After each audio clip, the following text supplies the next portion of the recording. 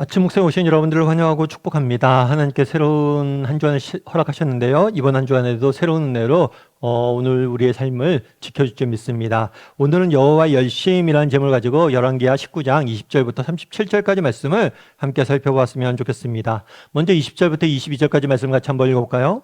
아모스의 아들 이사야가 히스기야에게 보내 이르되 이스라엘 하나님 여호와의 말씀이 내가 아수르 왕 사네립 때문에 내게 기도하는 것을 내가 들었노라 하셨나이다. 여호와께서 아수르 왕에게 대하여 이같이 말씀하시기를 처녀딸 시온이 너를 멸시하며 너를 비웃었으며 딸 예루살렘이 너를 향하여 머리를 흔들었느니라. 내가 누구를 꾸짖었으며 비방하였느냐? 누구를 향하여 소리를 높였으며 눈을 높이 떴느냐? 이스라엘의 거룩한 자에게 그리하였도다. 네, 오늘 본문에 보면 아모스의 아들 이사야가 등장을 합니다. 이사야는 구약시대 유다에서 활동했던 선지자예요. 그런데 이 이사야가 누구에게 찾아왔냐면 히스기야 왕에게 찾아왔습니다. 왜 히스기야 왕에게 찾아왔을까요?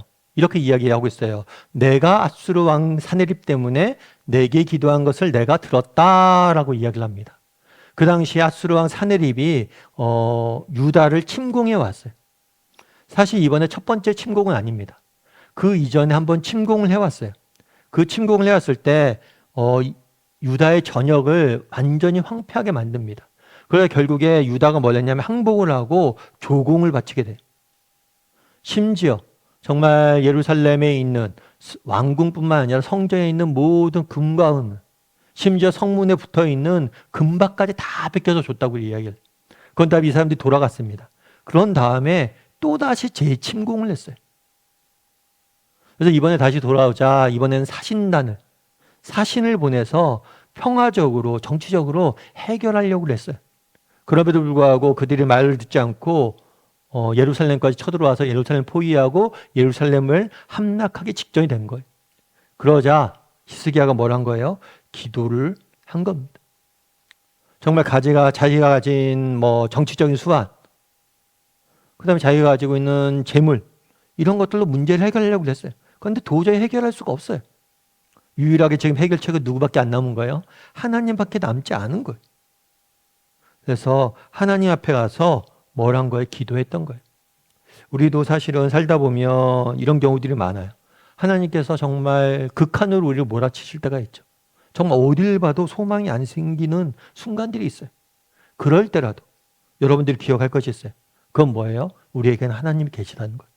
정말 앞문이 닫히고 옆문이 닫히고 정말 뒷문이 닫히고 사방이 꽉 막힌 것 같고 도저히 해결책이 안 보이는 순간들이 있어요. 그럴 때라도 우리가 기억할 것이 있어요. 그건 뭐예요? 우리에겐 하나님이 계시고 하나님께서 정말 앞문이 닫히고 뒷문이 닫히고 옆문이 닫혔을 때 하늘문이라도 열려서 우리를 뭘 하실 거란 거예요? 구원하실 거란 거예요. 그래서 여러분 기도할 줄 알아야 돼요. 여러분 기도할 때 평상시에도 기도해야 돼요. 그리고 인생의 문제를 만났을 때도 기도해야 돼요. 그런데 인생의 문제가 점점 악화돼서 정말 사방이 꽉 막히고 도저히 해결할 수 없는 상황에 이르러도 기도할 수 있어야 돼요. 그게 믿음이고 그게 실력이에요. 히스기야가 그랬어요. 정말 이때만 기도했겠습니까? 침공했을 때부터 계속해서 기도하며 인간적인 노력을 다 했어요. 기도하며 인간적인 노력을 다 했는데 결과가 더 이상 소망이 없는 상태예요. 그럼에도 불구하고 여전히 기도하고 있었다는 거예요. 그래서 여러분 정말 우리가 신앙인이라면 여전히 기도할 수 있는 사람이 되었으면 좋겠어요. 어떤 상황, 어떤 병폐 속에서도 여전히 기도할 수 있는 상황이 되었으면 좋겠어요. 왜요? 그랬을 때 우리 하나님께서 뭘 하세요? 우리의 기도를 들으시잖아요. 들으신 다음에 아수르 왕에게 하나님께서 말씀하십니다. 뭐라고 이야기를 해요? 너가 누구를 비웃으며 누구를 비방하며 누구를 조롱하냐는 거예요. 네가 예루살렘을 정말 유다 사람들을 히스기야를 비방하고 조롱했지만 그거는 그들을 조롱한 게 아니라 나를 이스라엘의 거룩한 자인 나 하나님에 대한 조롱이라는 거예요. 여기서 알 수 있는 건 뭐예요? 하나님이 우리를 하나로 보고 계시다는 거예요. 이스라엘 조롱한 게 누굴 조롱한 겁니까? 이스라엘 하나님을 조롱한 거예요. 그렇죠. 성경은 뭐라고 이야기합니까? 우리가 하나님의 자녀라고 이야기를 하잖아요.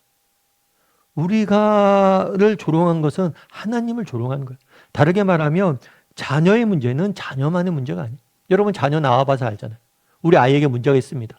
그럼 그게 아이의 문제입니까? 내 문제입니까? 여러분 자녀의 문제를 자녀의 문제로 생각하는 부모는 없어요.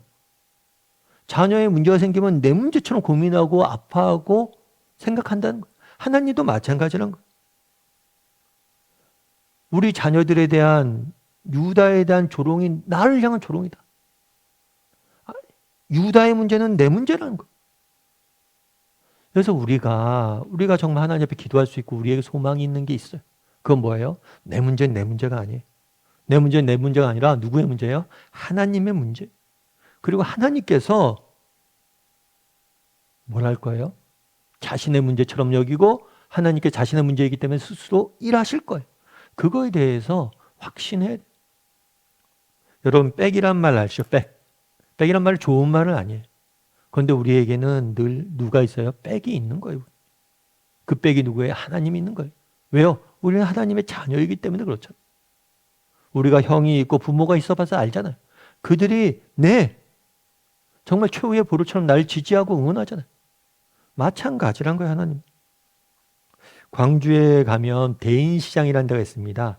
이 대인시장에는 천원식당이라는 식당이 있었어요. 그래서 굉장히 유명했어요.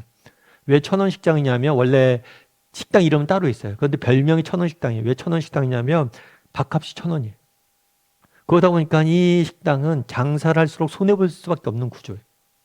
왜냐하면 원가도 안 나오니까 돈 받아서. 그럼 이 식당은 누가 하느냐? 이 식당은 김선자 권사님이라는 권사님이 하신 거예요. 그럼 이 권사님이 왜 하시냐? 이 권사님 원래는 부잣집 외동딸로 태어났대요. 부잣집 외동딸로 태어나니까 자기가 부족한 것이 없이 살았대요. 정말 돈 걱정, 뭐 걱정 하나 없이 살았다는 거예요. 근데 결혼을 해서 가정을 꾸려 살다 보니까 그 가정을 꾸려 살다가 사업을 했는데 그 사업이 망한 거예요. 그러다 보니까 나중에 어떤 형편까지 됐냐면 진짜 돈 1,000원이 없어서 밥을 굶어야 되는 형편까지 간 거예요. 그래도 하나님이 은혜 주셔서 그걸 잘 이겨냈어요. 그런 다음에 자기가 돈 없어서 굶어 보니까 정말 돈 없어서 굶는 사람들을 도와야겠다는 생각이 든 거예요. 그래서 1,000원짜리 식당을 개업한 거예요. 그래서 거기서 사람들한테 1,000원 주고 밥을 늘 대접한 거죠, 사실.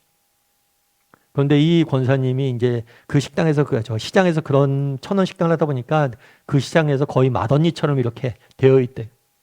그런데 그 권사님이 늘 다니면서 했던 이야기가 있대요. 막 식당에 보면 주변에 막 괴로워하고 힘들어하는 사람들 많잖아요. 야야 괜찮아. 우리 하나님 백 있잖아. 그러니까 염려하지 마. 늘 그런 얘기를 했대요. 자기 경험한 거예요. 정말 외동딸로 태어나서 정말 무엇 하나 부족함이 없이 자랐는데 정말 돈 1,000원이 없어 굶어지는 그런 상황 속에서 하나님이 내 백 대주셔서 내 인생을 지켜주시고 보호하시고 회복시켜 주셨다는 거예요. 그리고 염려할 게 없다는 거예요. 내가 경험한 하나님을 너희도 맛봤으면 좋겠다 이렇게 이야기하는 거죠. 우리도 마찬가지. 여러분 그날에 히스기야가 기도했습니다. 우리도 여전히 기도할 수 있어야 돼요. 그게 믿음의 자세예요. 상황이 안 좋아도 어려워져도 심각해져도 끝까지 기도할 수 있는 사람이 되어야 돼. 뿐만 아니라 우리 기억해야 돼. 그건 뭐예요? 우리에겐 아버지가 계시다는 거. 정말 우리의 백 대신 아버지가 되시다는 거예요. 정말 하나님께서 우리의 문제를 자신의 문제처럼 여기고 우리의 문제에 개입하길 원하신다는 거. 우리의 문제를 해결하길 원하신다는 거.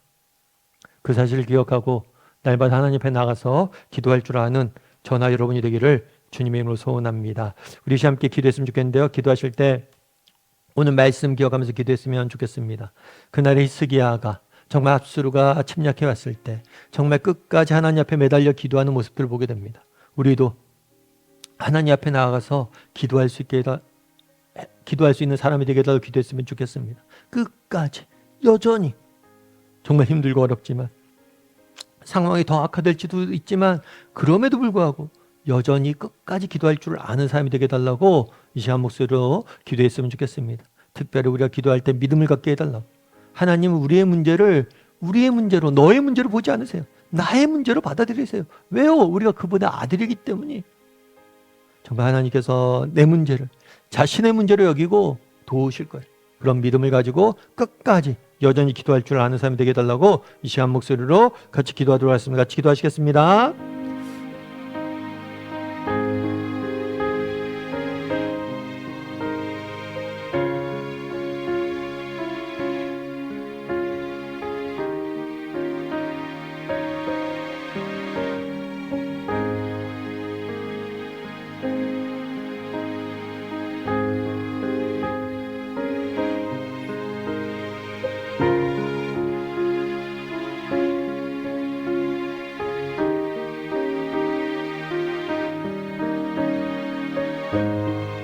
사랑의 하나님, 그날의 히스기야가 정말 사내립의 침입 앞에서 여전히 끝까지 하나님께 매달려 기도하는 모습들을 보게 됩니다. 우리도 하나님 앞에 기도할 줄 아는 사람이 되게 도와주시옵소서.